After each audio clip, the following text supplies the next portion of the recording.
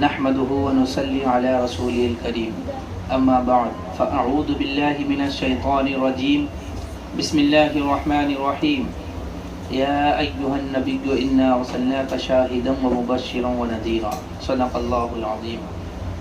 وصدق رسوله النبي الامين الكريم ونحن على ذلك لمن الشاهدين والشاكرين والحمد لله رب العالمين۔ آئیے کچھ عرض و معروض سے قبل ہم اور آپ تمامی بچے مل کر حضور رحمت عالم نور مجسم صلی اللہ تعالی علیہ وسلم کی بارگاہ اقدس میں درود پاک کا ہدیہ نچھاور کریں اور پڑھیں بآواز بلند اللہم صلی علی سیدنا مولانا محمد معدن الجود والکرم وآلہ الکرام ابن الکریم وبارک وسلم صلاۃ و سلام علیک یا رسول اللہ صلی اللہ تعالی علیہ وسلم۔ آج کے ہم اس درس میں حضور رحمت عالم نور مجسم صلی اللہ تعالی علیہ وسلم کی بے شمار معجزات میں سے چند معجزات کا تذکرہ کریں گے کہ اللہ تبارک و تعالی نے حضور صلی اللہ تعالی علیہ وسلم کو بے شمار معجزات عطا کیے ہیں۔ اس سے پہلے میں اللہ تبارک و تعالیٰ کی بارگاہ میں دعا کرتا ہوں کہ اللہ تبارک و تعالیٰ مجھے حق بولنے کی توفیق و رفیق عطا فرمائے اور ہم تمامی حضرات کو حق کو سن کر اسے قبول کر کے اس پر عمل کرنے کی توفیق و رفیق عطا فرمائے۔ مشکاۃ شریف باب المعجزات میں یہ روایت مذکور ہے کہ ایک انصاری کا اونٹ بگڑ جاتا ہے، یعنی پاگل ہو جاتا ہے، یوں سمجھ لیجیے۔ تو لوگ حضور رحمت عالم صلی اللہ تعالی وسلم کی بارگاہ میں عرض کرتے ہیں یا رسول اللہ صلی اللہ تعالی علیہ وسلم، ایک اونٹ جو ہے وہ بگڑ گیا ہے، وہ پاگل ہو گیا ہے۔ تو حضور صلی اللہ تعالی علیہ وسلم اس اونٹ کے پاس جانے کے لیے اپنے قدم مبارک کو بڑھاتے ہیں تو لوگوں نے عرض کیا یا رسول اللہ صلی اللہ تعالی علیہ وسلم، آپ اس اونٹ کے قریب نہ جائیں، وہ اونٹ جو ہے وہ کتے کی طرح لوگوں کو کاٹ کھاتا ہے۔ تو حضور صلی اللہ تعالی علیہ وسلم نے فرمایا مجھے اس کی کوئی فکر نہیں۔ آپ صلی اللہ تعالی علیہ وسلم اپنے قدم مبارک کو آگے بڑھاتے ہیں اور اس اونٹ کے قریب پہنچتے ہیں تو وہ اونٹ آپ کو دیکھتے ہی آپ کے قدم مبارک پر گر جاتا ہے اور آپ کو سجدہ کرتا ہے۔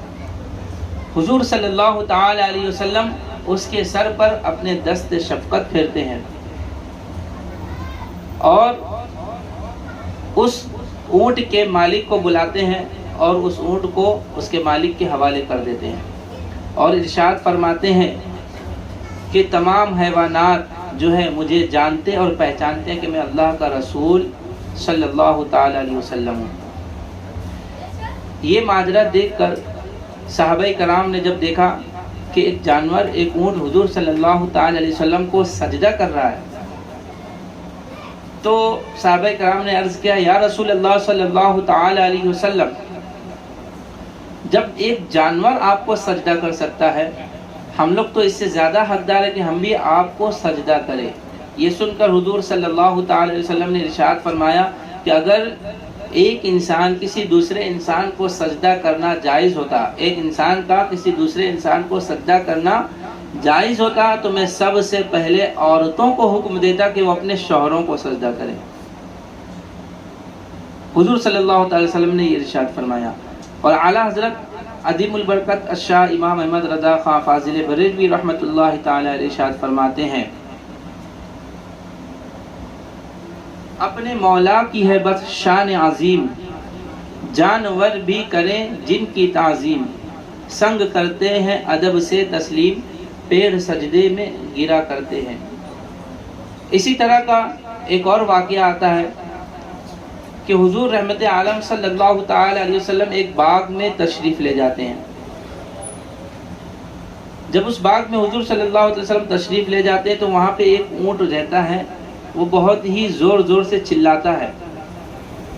اور حضور صلی اللہ تعالی وسلم کو دیکھ کر ایک دم بلبلا جاتا ہے اور اس کی آنکھوں سے آنسو جاری ہو جاتے ہیں۔ پھر حضور صلی اللہ تعالی وسلم اس اونٹ کے قریب جاتے ہیں، اس کے سر پر، اس کے کن پٹی پر اپنا دست شفقت پھیرتے، وہ ایک دم خاموش ہو جاتا ہے۔ پھر حضور صلی اللہ تعالی علیہ وسلم نے لوگوں سے ارشاد فرمایا کہ اس اونٹ کا مالک کون ہے؟ تو لوگوں نے فلاں شخص کا نام بتایا، تو حضور صلی اللہ تعالی وسلم نے اس کو بلوایا اور کہا کہ اللہ تبارک و تعالی نے ان جانوروں کو تمہارے حوالے کر کر ان کو تمہارا محکوم بنا دیا ہے، لہذا ان کی حفاظت کیا کرو۔ تمہارے اس اونٹ نے مجھ سے شکایت کی ہے کہ تم اس کو کھانا نہیں دیتے ہو، اس کو بھوکا رکھتے ہو اور اس کی طاقت سے زیادہ اس سے کام لیتے ہو۔ یہ حضور صلی اللہ تعالی وسلم نے اس شخص کے فرمایا۔ اس سے ہمیں یہ بات پتہ چلتی ہے کہ حضور رحمت عالم نور مجسم صلی اللہ تعالی علیہ وسلم انسان تو انسان، جانوروں سے بھی شفقت فرماتے ہیں۔ آج ہمارا حال کیا رہتا ہے کہ ہم کسی جانور کو دیکھتے ہیں لات سے مار دیتے ہیں، ہے نا، کسی بھی جانور کو، لیکن حضور صلی اللہ تعالی علیہ وسلم جانوروں سے بھی شفقت فرمایا کرتے تھے، اور سارے جانور حیوانات حضور صلی اللہ تعالی وسلم کو جانتے اور مانتے کہ حضور صلی اللہ تعالی وسلم اللہ کے آخری نبی ہیں۔ اسی طرح ایک اور واقعہ ملتا ہے، حضرت عبداللہ ابن عمر رضی اللہ تعالی عنہ سے روایت ہے کہ ہم لوگ حضور رحمت عالم صلی اللہ تعالی علیہ وسلم کے ساتھ ایک سفر میں جا رہے تھے، تو سفر کے دوران ایک اعرابی آیا، ایک شخص آیا اور اس نے کہا کہ آپ اللہ کے رسول ہیں، اللہ کے نبی ہیں؟ حضور صلی اللہ علیہ وسلم نے ارشاد فرمایا ہاں بے شک میں اللہ کا رسول ہوں۔ اگر آپ اللہ کے نبی ہیں تو آپ کا معجزہ کیا ہے؟ تو حضور صلی اللہ تعالی علیہ وسلم نے ارشاد فرمایا یہ جو میدان کے کنارے درخت ہے نا، یہ درخت میری نبوت کی گواہی دے گا، لہذا حضور صلی اللہ تعالی علیہ وسلم نے اس درخت کو اپنے پاس بلایا تو وہ درخت زمین کو چیرتا ہوا حضور رحمت عالم صلی اللہ تعالی علیہ وسلم کی بارگاہ میں حاضر ہوا، پھر حضور کے اشارے سے واپس اپنی جگہ پہ چلا گیا۔ اور امام بہقی رحمۃ اللہ تعالی علیہ اس واقعے کو تحریر فرماتے ہیں کہ وہ درخت حضور صلی اللہ تعالی وسلم کے بارگاہ میں حاضر ہو کر حضور صلی اللہ تعالی علیہ وسلم کو سلام کیا، السلام علیکم یا رسول اللہ صلی اللہ تعالی علیہ وسلم۔ پھر حضور کا اشارہ پا کر وہ واپس اپنے جگہ پر چلا گیا۔ تو یہ معجزہ دیکھ کر وہ اعرابی، وہ شخص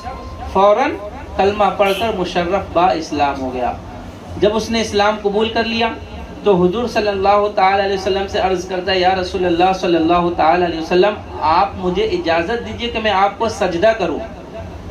تو حضور رحمت عالم صلی اللہ علیہ وسلم نے ارشاد فرمایا کہ اگر کسی انسان کا دوسرے انسان کو سجدہ کرنا جائز ہوتا تو میں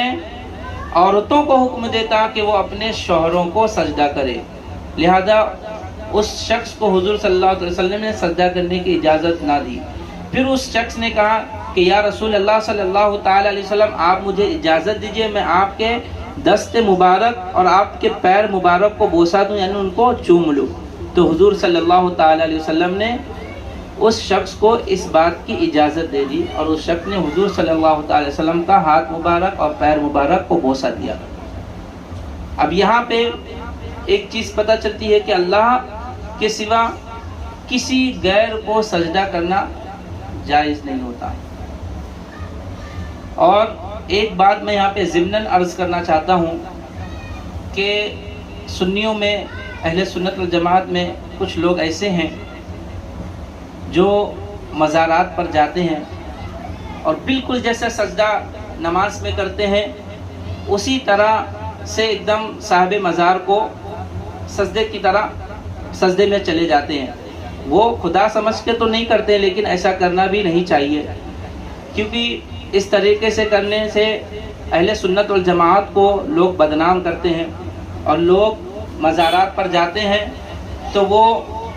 مزار کو چومنے لگتے ہیں، اور ماتھا لگاتے ہیں مزار پہ، اس طریقے سے مزارات پر ہمیں نہیں جانا چاہیے، بلکہ مزارات پر اس طرح جانا چاہیے جس طرح اعلیٰ حضرت عظیم البرکت الشاہ امام احمد رضا خان فاضل بریلوی رحمۃ اللہ تعالی علیہ نے ہم کو طریقہ بتایا۔ اور اعلیٰ حضرت فرماتے ہیں کہ جب آپ مزارات پر جاؤ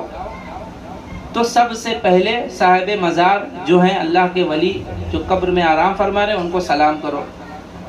اور 4 ہاتھ کی دوری پر کھڑے ہو کر صاحب مزار کے وسیلے سے اللہ تبارک و تعالیٰ کی بارگاہ میں دعا کرو، ان کے صدقے میں اللہ تبارک و تعالیٰ ہماری دعاؤں کو قبول فرمائے گا، اور بغیر مزار کو، بغیر قبر کو ہاتھ لگائے چومے، اسی طرح صاحب مزار کو سلام کر کے باہر آ جانا چاہیے۔ یہ مزارات پر جانے کا طریقہ ہے۔ اور آج ہمارا حال کیا ہے کہ جب بھی کسی ولی کا عرس آتا ہے تو ڈھول تاشا لے کر چادر لے جائیں گے، آگے چادر ہوگی اور پیچھے ڈھول بجاتے ہوئے لے چلے جائیں گے، اور جب مزار پہ پہنچیں گے تو اس طریقے سے مطلب خرافاتی عورتیں جاتی ہیں مزار پر، حالانکہ عورتوں کو مزار پہ جانا نہیں چاہیے۔ جب عورتیں جائیں گی تو اپنے پورے بال کو کھول کے بس سر ہلانے لگیں گی، اور کہتے ہیں جب پوچھو تو کیا ہوا تو کہتے ہیں کہ ان پر حاضری آئی ہے۔ کچھ حاضری نہیں آتی، ایک سوئی چبو دو ساری حاضری ختم ہو جائے گی۔ تو اس طریقے سے خرافات مزارات پر کرنے لگے، اور اہل سنت والجماعت سنی مذہب کو بدنام کرنے لگے، اور یہی سب ساری چیزوں کو دیکھ کر آج وہابی بھولے بھالے مسلمان، سنی مسلمان کو گمراہ کر دیتا ہے۔ اور مزارات پر ہمیں جاننا چاہیے، ضرور جانا چاہیے، اس طریقے سے جانا چاہیے جو طریقہ اعلیٰ حضرت علیہ الرحمٰ نے ہمیں بتایا ہے۔ یہ بات میں ضمناً اس لیے عرض کر دیا ہوں، لوگ ابھی آپ بچے ہو، آپ بڑے ہو گئے، تو یہ سب ساری چیزیں نا آپ کے ذہن میں ہونا چاہیے کہ ہمیں مزارات پہ کس طرح جانا چاہیے، ٹھیک ہے، اور عورتوں کو مزار پہ نہیں جانا چاہیے۔ میں عرض کر رہا تھا حضور صلی اللہ تعالی علیہ وسلم کو اللہ تبارک و تعالیٰ نے بے شمار معجزات عطا فرمائے۔ ابھی آپ دیکھ لیں، آپ نے بارہا سنا ہوگا کہ ابو جہل نے اپنے ہاتھوں میں کنکڑی لے کے آیا تھا حضور کی بارگاہ میں، اور کہا تھا کہ اگر اللہ کے نبی ہو تو بتاؤ میری مٹھی میں کیا ہے۔ تو حضور صلی اللہ علیہ وسلم نے ارشاد فرمایا کہ میں بتاؤں تیری مٹھی میں کیا ہے، یا جو تیری مٹھی میں ہے وہ خود کہے کہ میں کون ہوں۔ تو ابو جہل نے کہا تھا کہ اس سے اچھی کیا بات ہوگی۔ تو حضور صلی اللہ تعالی علیہ وسلم نے اشارہ فرمایا تو اس کی مٹھی میں جو کنکڑیاں تھیں وہ حرکت کرنے لگی۔ تو جب وہ مٹھی کو اپنے کان کے قریب کیا تو وہ مٹھی جو ہے نا گواہی دے رہی تھی، اشہد ان لا الہ الا اللہ واشہد ان محمدا عبدہ ورسولہ۔ تو ابو جہل نے جیسے سنا وہ کنکڑ چھوڑ کر وہیں سے فرار ہو گیا، اور یہ حضور صلی اللہ علیہ وسلم کو معجزہ تھا۔ آپ نے بارہا سنا ہوگا کہ حضور صلی اللہ علیہ وسلم نے ڈوبے ہوئے سورج کو بھی پلٹا دیا، یہ حضور صلی اللہ علیہ وسلم کو معجزہ ہے۔ حضور صلی اللہ تعالی علیہ وسلم نے چاند کے 2 ٹکڑے فرما دیے، یہ حضور صلی اللہ علیہ وسلم کا معجزہ ہے۔ بے شمار معجزات حضور صلی اللہ علیہ وسلم سے ظاہر ہوئے، اللہ تبارک و تعالیٰ نے بے شمار معجزات آپ کو عطا کیے۔ تو کہنا یہ ہے کہ ہمارے نبی پاک صلی اللہ تعالی علیہ وسلم سے ہمیں سچی محبت کرنا چاہیے، اور جب ہم بڑے ہوں تو ہمارے چھوٹوں کو بھی حضور صلی اللہ علیہ وسلم کی محبت سکھانا چاہیے، اور یہ ساری چیزیں حضور صلی اللہ علیہ وسلم سے جو معجزات کے طور پر ظاہر ہوئے ہیں ہمارے بچوں کو سکھانا چاہیے، تاکہ ہمارے بچے بھی جب بڑے ہوں تو حضور صلی اللہ علیہ وسلم کی محبت ان کے دل میں پیدا ہو۔ اللہ تبارک و تعالیٰ سے دعا ہے کہ اللہ تبارک و تعالیٰ ہمیں حضور رحمت عالم صلی اللہ تعالی علیہ وسلم سے سچی محبت عطا فرمائے، ہم سب کو نیک عمل کرنے کی توفیق عطا فرمائے۔ اور میں دوران گفتگو اگر میرے جملے میں سے، میرے لفظوں میں سے کچھ غلطیاں خامیاں ہو گئیں، اللہ تبارک و تعالیٰ اسے معاف فرمائے۔ استغفر اللہ ربی من کل ذنب واتوب الیہ، اشہد ان لا الہ الا اللہ وحدہ لا شریک لہ واشہد ان محمدا عبدہ ورسولہ وما علینا الا البلاغ۔